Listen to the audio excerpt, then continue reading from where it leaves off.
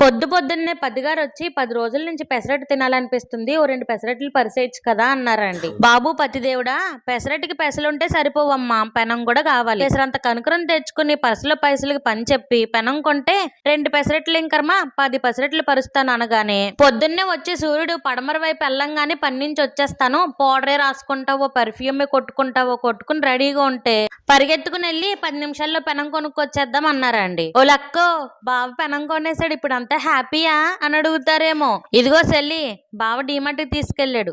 ఇంతకీ డీమార్ట్లో ఏం కొన్నాడో తెలుసా? బావ పెనం కొన్నాడే సెల్లి, పెసరట్టే వేసాను వెళ్ళి, మా ఇద్దరికి ఫైటింగ్ మళ్ళీ, చట్నీ కోసం వచ్చింది లొల్లి.